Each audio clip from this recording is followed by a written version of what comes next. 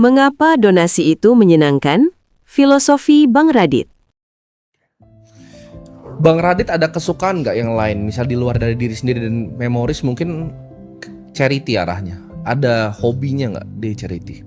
Ada. Anissa pun juga kayak gitu. Ada di cause apa? Biasanya orang kan punya satu yang spesifik. Ada yang mungkin misalnya Tony Robbins sukanya kasih makan, ada yang sukanya diedukasi. Bang Radit tuh sukanya di mana? Kita ada satu kategori lagi, satu kategori sendiri namanya donasi. Cuman gua jarang mau cerita sih soal donasi ini gitu. Kita nggak ngomongin uangnya, kita nggak ngomongin jumlah donasinya, tapi Bang Radit, cause yang Bang Radit yang dekat ke hati Bang Radit itu apa? Gua kalau cerita kayak gini tuh takutnya jadi kayak gue udah donasi loh gitu ya. Tapi ya udahlah, gue kasih satu contoh aja ya.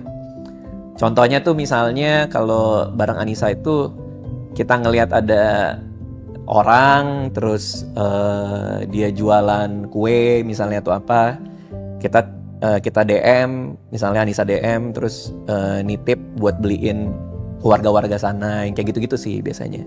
Jadi yang memang ada kena di kita juga gitu. Oke. Itu contohnya itu. Tapi yang lain-lain pun juga mirip-mirip kayak gitu. Oke. Dalam misalnya Bang Radit kan orang yang mindful, punya income juga dan berinvestasi. Ini kan ada hubungannya sama charity karena orang kaya kan ada beda-beda. Ada yang punya konsep seperti Andrew Carnegie, ketika dia bikin buku Gospel of Wealth itu banyak sekali yang ngikutin. Itu inspirasi dari Giving Pledge. Ya akhirnya ada buku-buku yang Die with Zero semua kan awalnya dari Gospel of Wealth-nya Andrew Carnegie. Di mana dia percaya bahwa uang itu ujungnya untuk dibagiin semua-muanya. Oke. Sampai nol.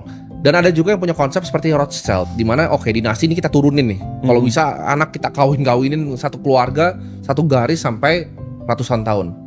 Bang Radit lebih condong yang kemana?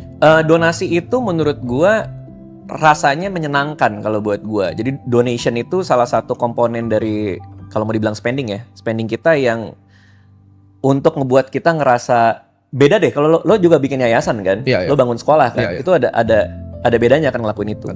Tapi tetap seperti bagaimana lainnya di hidup gue, pasti ada budgetnya juga, ada pos-posnya juga.